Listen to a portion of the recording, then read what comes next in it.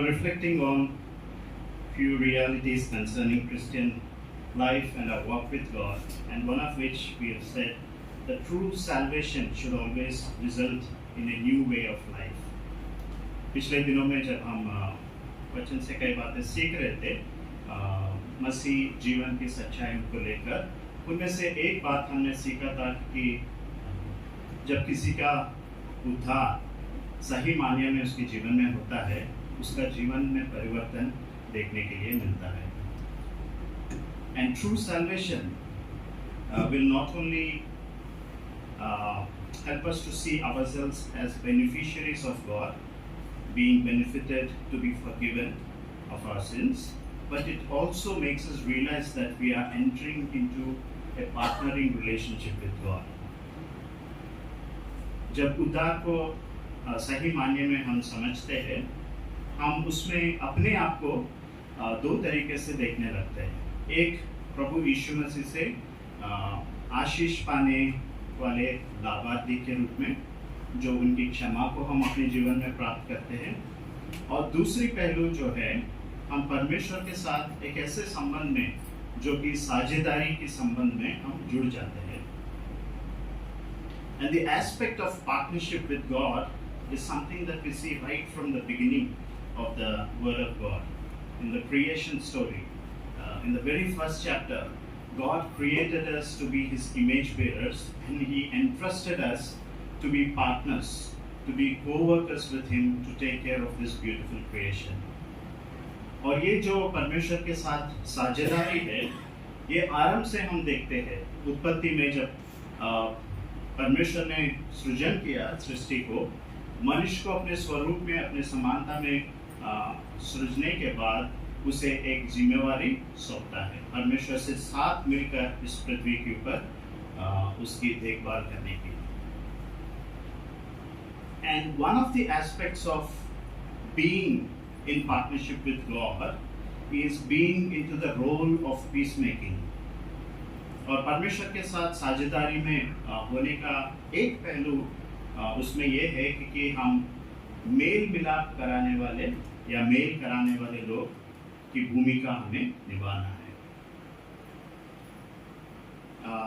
And you know, one of the major aspects of Paul's ministry, if you read through all his journeys and then later on his letters that he writes, he was actually involved in a ministry of reconciliation. He's calling Gentiles and Jews, and there he's asking to create a new humanity where they would be under one roof called the church. They would be identified together as a new humanity. पौलुस का जो सेवकाई के ऊपर अगर हम ध्यान देंगे, और उसने जो पत्र लिखे हैं, नया नियम में कई पत्र पौलुस के द्वारा लिखा गया है, और उसके अध्ययन अगर हम करेंगे तो उसमें हम इस बात को बहुत ही गंभीरता के साथ समझेंगे कि पौलुस का कोशिश लगातार अन्य जाति के लोग और यहूदियों को एक साथ इकट्ठा एक कलीसिया के अंदर एक नया मानव जाति के रूप में लाने की वो प्रयास करता हुआ हम देखते हैं. And in fact, Paul himself says that he was entrusted with this ministry of reconciliation. 2 Corinthians chapter 5 and verse 18, he talks about new creation. When one comes to know the Lord, he is no more an old person, but he is a new creation. And then he says that God has entrusted to us, the apostles, this very ministry of reconciliation. और पौलुस खुद कहता है कि परमेश्वर से द्वारा ये सेवकाई, मेल मिलाप की सेवकाई या मेल कराने का जो सेवकाई जो है प्रेरितों को दी गई है. Do you remember one of the beatitudes that Jesus teaches to his disciples? The very mark of true disciples. Blessed are the peacemakers, for they will be called children of God, sons of God. अगर आपको याद है, मत्ती रचित सुसमाचार उसके 5वां अध्याय में प्रभु यीशु मसीह कई बातें ऐसा अपने चेलों को शिक्षा के रूप में देता है, और वो कहता है कि अगर सच्चे शिष्य का होने का मतलब ये गुण आपके अंदर होना चाहिए, और उसमें एक पहलू है मेल मिलाप कराना लोगों के बीच में. हिंदी में क्या लिखा है, कोई पढ़े उसको? मत्ती 5 और उसका 9 अध्याय। धन्य जो मेल करवैये क्योंकि परमेश्वर के पुत्र कहलाएंगे। धन्य है वे जो मेल कराने कराने वाले हैं क्योंकि वे परमेश्वर के पुत्र कहलाएंगे। You know, many letters of Paul, you see Paul speaking about this reconciliation, teaching about this reconciliation, but the very letter that we have read today, the Philemon, is so unique. It actually makes us see that Paul himself is now living out this message. कई पौलुस की जो पत्र या खत जो लिखा है उसने अलग अलग कलीसियाओं को, उसमें हम इस बात को देखते हैं कि पौल लिख रहा है, कलीसियाओं को सिखा रहा है कि आपस में हमें एक दूसरे के साथ मेल मिलाप करना है। लेकिन ये जो पत्र है, फिलेमोन की पत्र जो है, वहाँ पर हम देखते हैं कि पौल खुद इस चीज़ को करता हुआ हम उसको देखते हैं। So today's sermon we will learn about what reconciliation is all about. आज की संदेश में हम ये जानने की कोशिश करेंगे कि मेल मिलाप आखिर है क्या, उसकी गहराई क्या है, आज हम सीखने की कोशिश करेंगे। In order to understand the context of this letter, Philemon, we need to understand the relationship between three persons. There is a person called Philemon to whom this letter was written, and there is a person called Onesimus, and then Paul is mediating between these two. So we need to understand how they are relating with each other. इस पत्र के संदर्भ को समझने के लिए यहाँ पर तीन लोगों के बीच के संबंध को जानना बहुत ज़रूरी है। एक फिलेमोन है जिसके लिए ये खत लिखा गया है, और एक ओनेसिमुस जिसके बारे में भी लिखा गया है, और तीसरी जो है पौलुस खुद जो लिख रहा है। Verse 19 we see that Philemon is a believer, and probably he might have come to know the Lord through Paul's preaching. 19 पद अगर हम देखेंगे, उसके ऊपर ध्यान देंगे, तो उससे हमें ये अंदाज़ा मिलता है कि शायद फिलेमोन के जीवन में पौलुस के द्वारा, उसकी प्रचार के द्वारा वो प्रभु में शायद आया होगा। इसलिए that is what Paul says that you owe me, you owe your life to me. इसलिए पौलुस वो कहता है कि 19वां पद में कि तुम मेरे लिए कर्जदार हो। And verse 16, maybe if you can glance, because there are many verses actually, this is a beautiful chapter, it will take long time, but as I give you a verse, probably you can glance through. Verse 16, it talks about Philemon as a rich man, in that society. 16 पद में अगर हम ध्यान देंगे, उससे हमें अंदाज़ा लगता है कि ये व्यक्ति जो फिलेमोन है वो धनी भी है। And for what reason? In that times, during the period of the Roman Empire, the Roman government, not everybody could afford a slave. Only those households who are rich enough financially and economically can only buy some human being as their slave, as you would purchase some commodity from the market. उस समय में जब पौलुस ये पत्र लिख रहा था, और उस टाइम की जो समाज था, उस समय रोमी की साम्राज्य में ऐसा नियम था कि हर इंसान किसी व्यक्ति को दास या गुलाम के रूप में खरीद नहीं सकता। वो ऐसा ही व्यक्ति कर पाएगा जो धनी है, जिसके पास उतना संपत्ति हो।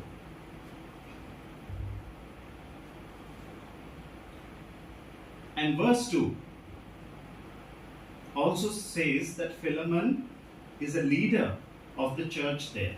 Actually, the church is meeting at his home. He has opened his home for the church to meet there.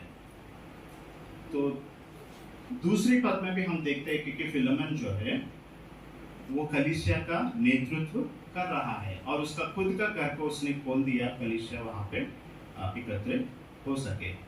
The three things that we come to know: he is a believer, probably might have come to know the Lord through Paul, and he is rich enough to afford a slave. And Onesimus happens to be the slave whom he had purchased. And thirdly, Philemon was also a prominent leader in that location in the church, is having the church to meet in his place. And then there's one more interesting thing that Paul keeps on repeating. From verse 1 he says that, verse 6 he again says that, and verse 17 also he says that he reminds Philemon that he is in a partnership with Paul.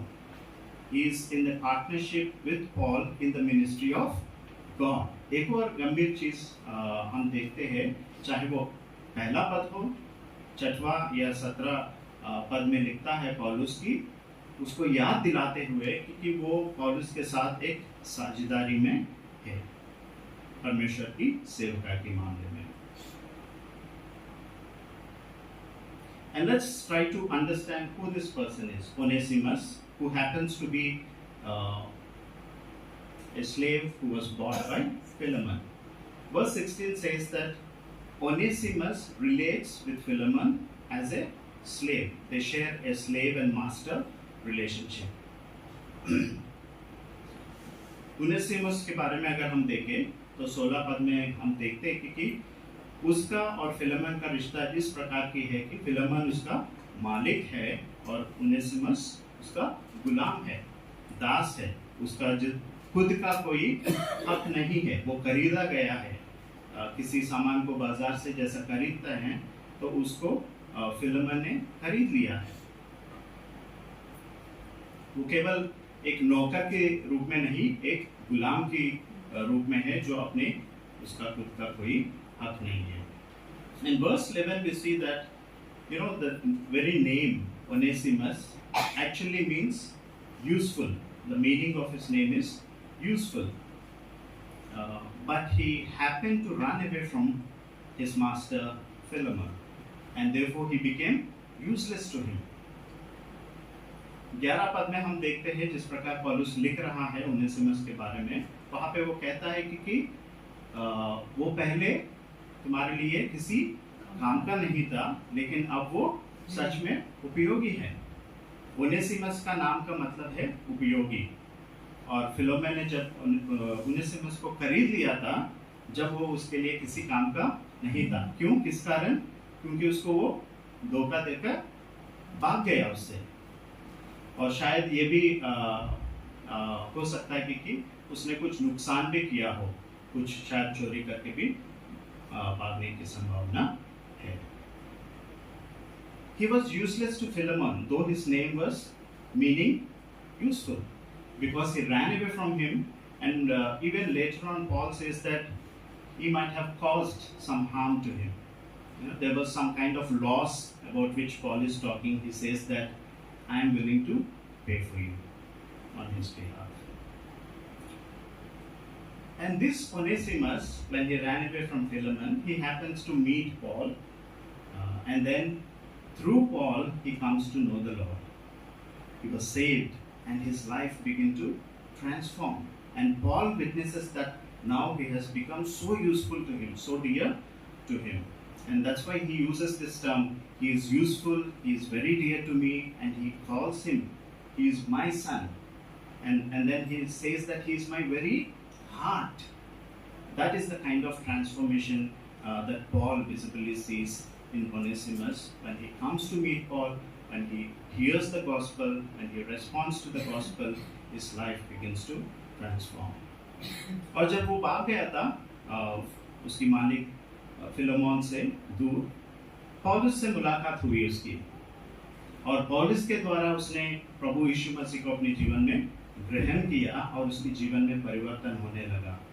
और पौलुस यहाँ तक कि वो कहता है उसके बारे में कि अब ये उपयोगी है, मेरे लिए एक प्रिय भाई बन चुका है. और उसको वो कहता है कि ये मेरा बच्चा है, मेरा हृदय का टुकड़ा है. On one hand, Paul was so pleased to see Onesimus' life being changed, being transformed. And on the other hand, he was so worried with what has happened between Onesimus and Philemon. And that is why he could not withhold himself from writing this letter. And that is the context of this letter that we need to understand. पौलुस बहुत संतुष्ट था उनेसिमस की जीवन में जो परिवर्तन आया उसको देखकर, लेकिन उसको एक और बात सताने लगी। वो इस बात से चिंतित था कि उनेसिमस और फिलेमन के बीच में जो रिश्ते के बीच में जो दरार आ चुकी है, उसके कारण वो बहुत चिंतित रहा और उसी के कारण उसने ये कदम उठाया कि ये पत्र फिलेमन को लिखे। So that is the purpose. The purpose of this letter was basically Paul is intending to call Philemon and to send back Onesimus so that they can be reconciled into a higher relationship. That's the beauty of this book. और इस पत्र का जो मुख्य उद्देश्य पौलुस का यही था कि फिलेमोन और उनेसिमस के बीच की जो संबंध में उनको मेल मिलाप कराए, ताकि पहले से भी उनकी जो रिश्ता था उससे भी बढ़कर बेहतर हो सके। So what is reconciliation? How do we understand what reconciliation is all about? तो ये सवाल उठता है कि आखिर दो लोगों के बीच में जब दरार आ जाती है रिश्ते में, उन दोनों के बीच में मेल मिलाप लाने का जो प्रक्रिया है वो किस प्रकार की है, और ये जो मेल मिलाप कितनी सुंदर बात है वो हम समझने की कोशिश करेंगे। We also need to understand who Paul is in order to understand better of the significance of reconciliation that he is talking about. जितना अधिक हम पौलुस कौन है ये समझने की प्रयास करेंगे, मेल मिलाप की बात की जो गंभीरता है उसको भी हम और अधिक से समझ सकेंगे। Who was Paul? Paul was an apostle, and he was a kind of spiritual father for many people. Nobody in the New Testament characters, have extensively traveled like Paul does. He traveled from place to place in hard circumstances. He was preaching the gospel to areas, to places where nobody has ever reached, and he had won many people to be reconciled with God. In that way, he became a spiritual father not only for many individuals, but also for churches, because Paul ended up establishing many churches in his preaching ministry. पौलुस कौन है? वो एक प्रेरित है, और ना सिर्फ एक प्रेरित है बल्कि कई लोगों के लिए और कई कलीसियाओं के लिए वो एक आध्यात्मिक रीति से पिता बन चुका है वो, क्योंकि वो कलीसियाओं का स्थापना की और जहाँ जहाँ वो गया और प्रचार किया, कई लोग प्रभु यीशु मसीह को जाना, उनकी उद्धार को स्वीकार किया। And Paul also has authority not only in terms of these two things as apostle and fatherly figure for many, but he is also a leader to the leaders of the church. पौलुस का एक ऐसा अधिकार या उसकी जो दर्जा, उसकी जो स्थान था, वो कलीसिया के अंदर जो नेतृत्व करने वाले अगुवे के ऊपर भी उसका अधिकार था, प्रेरित होने के कारण। उसकी हर एक बात, उस लिखा हुआ हर एक पत्र का एक मूल्य है, क्योंकि वो एक प्रेरित है, वो एक पिता है सबके लिए आत्मिक रीति से। वो अपना हक जता सकता था, उतना अधिकार पौलुस के हाथ में था। So Paul was so prominent figure. He was a leader, he was an apostle, he was a fatherly figure to many, and therefore he holds an authority over not only as individuals, even over the leaders of the church, where he can command somebody to do something, and he has a right to say what he wants to say. But the beautiful thing about this letter is he does not introduce himself as an apostle. Many letters you find Paul writing that Paul an apostle, but here he says that Paul, who is a prisoner to Christ. He, instead of talking about his apostleship, he talks about the suffering he takes for the sake of Christ. चाहे वो एक पद हो, 9 हो, 10 या 13. In verse 1, 9, 10 and 13, 4 times he talks about himself and identifies himself as someone being imprisoned for the sake of Christ, someone who is in chains for the sake of Christ. इतनी ऊंची पद और अधिकार पौलुस के हाथ में होने के बावजूद भी वो अपने आप को मसीह के कारण एक बंदी के रूप में और एक कारावास में होने का जिक्र वो करता है अपने बारे में. And verse 8, 9 and 10, instead of ordering Philemon to do what he wants him to do, instead of commanding him, instead of forcing him to align with his thought and purpose, he chooses to appeal on the basis of love. Verse 8, 9 and 10.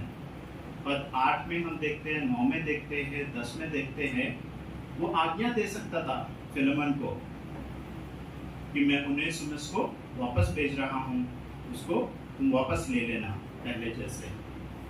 लेकिन वो उसे आज्ञा नहीं देता है, उसके ऊपर दबाव नहीं डालता है. उसकी बजाय प्रेम के आधार या प्रेम के कारण उसे आग्रह करता है कि appeals to him. Paul does not respond to Philemon in strength, but he writes to him from a vulnerable position. Why does he do that? Something to think about. Paul could have commanded as an apostle, right? Why did he do that? Because in Paul's mind, reconciliation is something that cannot be demanded. Reconciliation is not something that cannot be forced. It needs to be willful. It needs to be voluntary. That is what he talks about in verse 14. Can somebody read verse 14? But I prefer to do nothing without your consent in order that your goodness might not be by compulsion, but of your own accord. पर मैंने तेरी इच्छा बिना कुछ भी करना ना चाहा कि तेरी ये कृपा दबाव से नहीं पर आनंद से हो.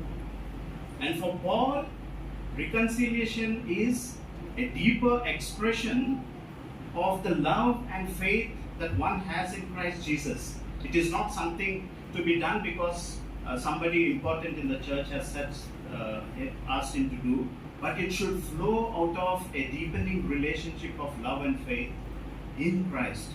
That is what we see in verse 6. Can somebody read verse 6? These are very important lessons to learn about reconciliation. I pray that you may be active in sharing your faith, so that you will have a full understanding of everything you think we have in Christ. तेरा विश्वास में सहभागी होना हमारी सारी भलाई की पहचान में मसीह के लिए प्रभावशाली हो. And thirdly, he says that reconciliation should come out as an evidence to your partnership in the ministry that you are engaged with. और पौलुस ये भी कहता है कि मेल मिलाप इसलिए उसकी महत्व है क्योंकि जो साझेदारी है परमेश्वर के साथ उनकी सेवकाई में, उसमें उसकी सबूत की जरूरत है. क्योंकि कौन है Philemon? He is a leader to the church, right? वो नेतृत्व में है, वो अगुवाई है. And Paul reminds that you are in partnership with the ministry of reconciliation that was entrusted to us. So don't just be satisfied with your reconciliation with God and be happy with that. You be rather go deep in your love, in your faith, to the extent that you are willing to reconcile even with your brother who has deeply hurt you. पौलुस कहता है कि Philemon तुम अब एक नेतृत्व में हो, अगुवाई हो कलीसिया में, और परमेश्वर की जो सेवकाई है उसमें आप साझेदारी हो, और आपकी ये जिम्मेवारी बनता है कि आप अपने जीवन के द्वारा इस प्रेम और इस विश्वास को आप प्रकट करें अपने प्रिय भाई उनेसिमुस को माफ करने के द्वारा, उसको वापस लेने के द्वारा.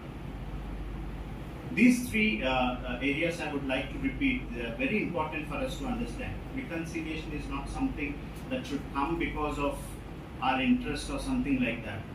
It is because if we claim ourselves as true disciples of Jesus, it should come willfully and voluntarily from us. The love of God should prompt us. And it should be an expression of our deep love and faith in Christ that we will choose to be reconciled with people, those who deeply hurt us. And it is because that some of us happen to be in leadership positions in the church that it becomes a mandatory for us to exemplify reconciliation, not just as a message in the papers, but as something that is lived out in our lives. And therefore, let us remember, reconciliation cannot be demanded. मेल मिलाप दबाव के कारण नहीं हो सकता. And in verse 16 and 15 and 16, there's another beautiful thing about reconciliation. Paul says that this reconciliation is a higher calling from God, because it asks for you and for me for a stronger, for a better, and for a deeper relationship that existed than before. एक और सुंदर बात 15 और 16 पद में हम देखने के लिए मिलता है. पौलुस के दृष्टि में मेल मिलाप एक ऐसी चीज है जो पहले जो रिश्ता था, वो रिश्ता टूटने से पहले जो जिस प्रकार की रिश्ता था, उससे भी बेहतर, उससे भी मजबूत और उससे भी गहरा संबंध मेल मिलाप लेकर आती है. You know, for Philemon, maybe to forgive is still okay, and accept Onesimus. But to think about his relationship being stronger than before, in what sense? Paul says, in verse 15 and 16, he gives him hints to accept him, and then he says, not anymore as a slave, intending that you better think of setting him free. Don't treat him as a slave anymore. You set him free. And thirdly, he says that now you treat him as your own dear brother, which would actually require from Philemon that he needs to respect him now, and he needs to serve him now as a fellow brother. That is what reconciliation brings to us. It refines our relationship to be stronger, to be better than before, and to be deeper than what it existed before. And what else do we come to know about reconciliation? और कौन सी ऐसा विशेषताएं है जो mail मिलाप की हम यहाँ पर जान सकते हैं इस पत्र के द्वारा? It comes with a higher cost. It comes with a higher sacrifice. As I said, it's a higher calling. Higher calling because it asks for a relationship that is better than before. And it comes with a higher cost and sacrifice. In that society, for Philemon to set somebody free is still okay to some extent. A slave whom he purchased. But who is the slave? He's a runaway slave. He cheated him. And then to accept such a person is very offending to the existing society. People will mock at him. They will say, on what grounds? The punishment that they occur can be so severe, even to the extent of risking their own life. To run away for a slave can risk his own life. Such is the punishment in the Roman government for slaves. Philemon had the right even to punish to the severe extent possible. But Paul says, your calling is so higher, and you need to sacrifice something. You need to bear what the society will now call you to be, a fool, to forgive a runaway slave, and a fool to set free somebody who has deceived you. They would raise questions. They would say that if you do this, what will our slaves do? What will happen to them? How do they treat us? You are challenging the relationship between a master and slave. And we need to mind it that, we cannot compare our contemporary world with the world during Paul's time. Because at that point of time, slavery was accepted. It was a norm. Like the way we live with mobiles, which we cannot avoid. Society is not possible without slaves. The economy of the Roman government was largely dependent on the slave market.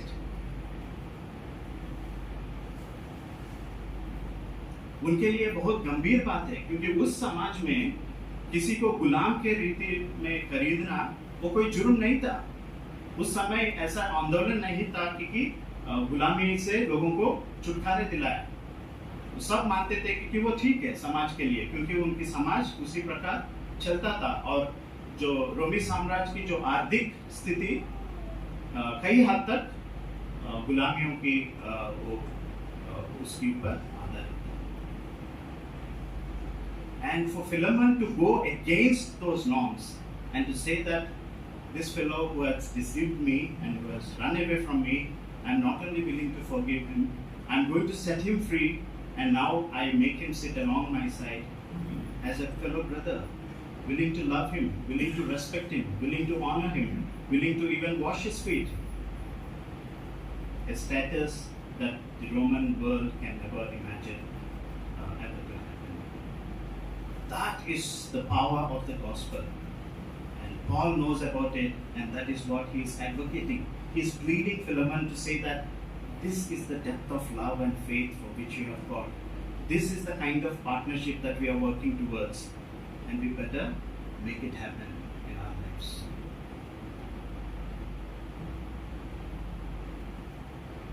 And for Paul, he keeps on persuading from both the sides. Verse 12 indicates us, that how he is persuading. He is preparing Onesimus. Onesimus might himself be afraid, but he has prepared him enough to send him back to Philemon. Now what he needs to do is, he needs to prepare Philemon before Onesimus arrives to meet him. Paulus दोनों तरफ से, दोनों पक्ष से इतना कोशिश कर रहा है लगातार कि उन दोनों को मनाए, ताकि ओनेसिमस भी वापस जाए अपने मालिक के पास और फिलेमन भी उसको उसी प्रेम के साथ उसको स्वीकारे. And you know how he convinces Philemon, how beautifully he writes to him. From verse 4 to 7, he talks about all those virtues that already exist in Philemon's life. The very Christian virtues that are required for reconciliation to make it happen. He talks that you have that love, you have that spark of faith in you, you are already into this partnership, you have refreshed the hearts of many people, you have given a great joy to many Lord's people.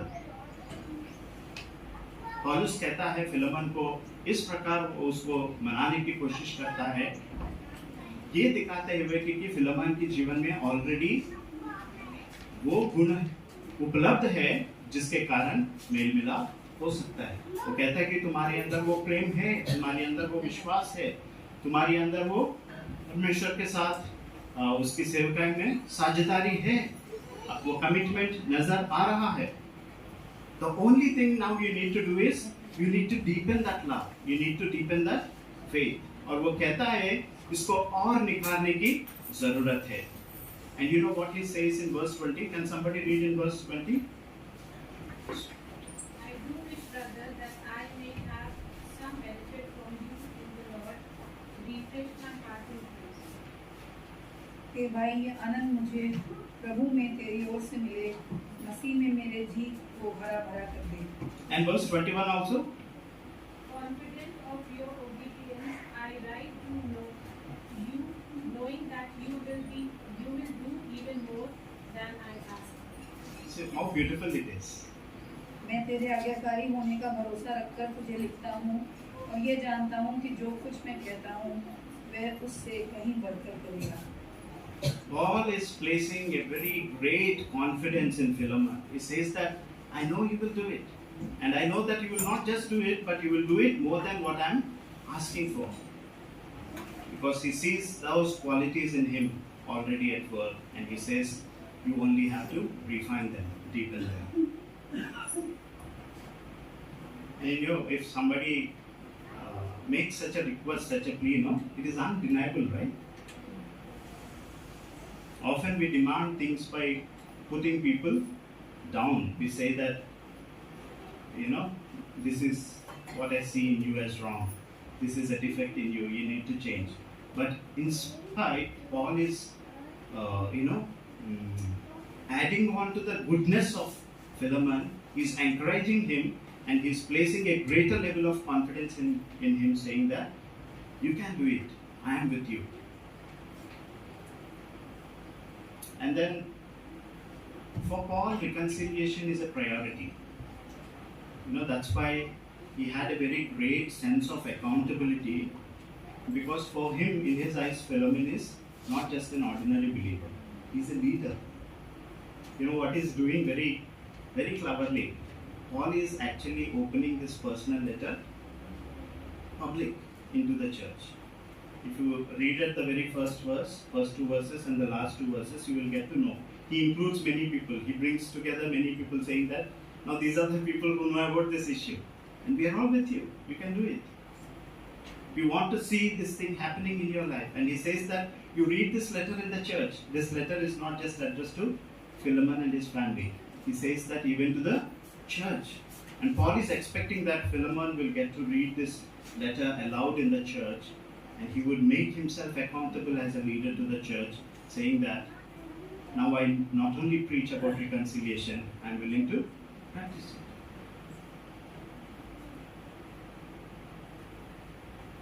Paul perseveres him. He was so determined, Paul. You know how determined Paul was? From where is he writing this letter? He wanted to deal with this issue in person, probably. To sit with both Philemon and Onesimus and sort out this issue. But he is not in a position to do that. He is in prison. And even then, he is so determined, he doesn't want to lose any time. Having seen the change in Onesimus' life, he wants to send him back immediately. And he wants to advocate this reconciliation, and he writes this powerful letter. पौलुस बहुत ही एक संकल्प और धीरज के साथ इस पत्र को लिख रहा है. कहाँ से? जेल से. एक बंदी होते हुए वो उस वक्त के लिए इंतजार नहीं कर पा रहा था जहाँ पे वो भौतिक रीति से वो उपस्थित होगा उन दोनों के बीच में इस चीज को होते हुए देखने. But he also says, the moment I am going to be released, I want to come and be with you, prepare a guest room for me. In other words, what he's saying is that I want to see myself with my own eyes, that you and Onesimus are reconciled to a status that is greater and richer than before.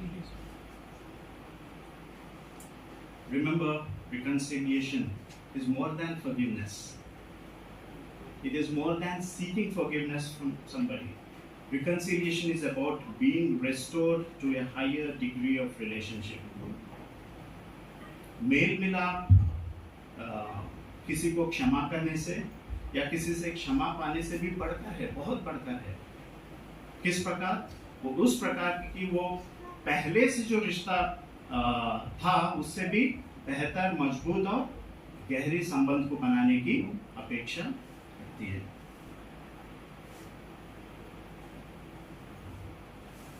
So, did someone wronged us?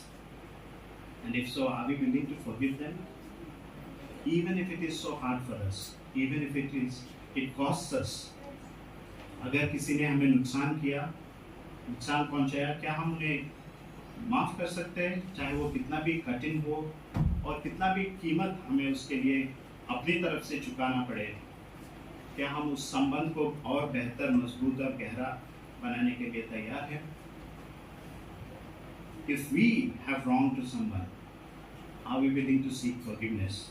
Not just forgiveness, but even to the extent of being restored with that person in a higher degree of love. अगर हमने किसी को नुकसान किया, क्या हम अपने आप को नम्र करके उनसे माफ़ी मांग सकते हैं और अपने रिश्ते उनके साथ ठीक कर सकते हैं ताकि पहले से वो बेहतर हो सके? Are we willing to be peacemakers like Paul, without taking sides, persuading both the parties? You know, often we do make attempts to reconcile people, but the very mistake that we commit is we take sides. We approve one person, we disapprove other person. you don't see Paul talking about the negative aspects of both the individuals there. He's taking good out of them and he's making it possible through the betterment of that good, reconciliation will happen. We are humans after all, right? क्या पौलुस की तरह हम mail कराने वाले बन सके दो लोगों के बीच में जिनके रिश्ते में जिनका रिश्ता टूट रही हो बिना पक्षपात के? जब हम किसी का पक्षपात दिखाने लगते हैं मेल मिलाप कराने की प्रक्रिया में, वो विफल हो जाता है. You know, it is worth working towards reconciliation not because it is worth in itself, because it is a deeper expression of our love and faith for God. हमारे लिए मेल मिलाप महत्व या श्रेष्ठ इसलिए है क्योंकि वो हमारे और परमेश्वर के बीच की जो प्रेम और विश्वास की गहराई को वो दर्शाता है. As church, like the way others joined Paul, are we willing to encourage such initiatives of bringing people together, sorting out the differences and beautifying their relationship like never before? क्या हम वैसा कलीसिया बन सकते हैं कि हम आपस में जब दो लोगों के बीच में हम मतभेद को हटाने के लिए हम उस कलीसिया की तरह जैसा पौलुस के साथ दिया हम भी उनके साथ खड़े हो सके? Blessed are the peacemakers, for they are called children of God. धन्य है वे जो मेल कराने वाले हैं क्योंकि वे परमेश्वर के पुत्र कहलाए. Let's pray. Heavenly Father, we thank you for making us understand what reconciliation is all about, Father. Lord, many a times we are satisfied with forgiving somebody who is far away from us, but not making adequate efforts to make our relationship right and more beautiful than before, Lord. We have failed you in many ways, Lord. We have taken pride in forgiving others, but we have not taken steps towards the betterment of our relationship. But may it be so, Father, that we may realize that, Lord, you want us to be reconciled with others, Lord, willfully and voluntarily, as an expression of deep faith and love towards you, Father, and as a proof of our partnership with you. May this word deep sink in our hearts, and Lord, may we be people who not only speak about forgiveness and reconciliation, but would exemplify it through our lives. In Jesus' name we ask. Amen.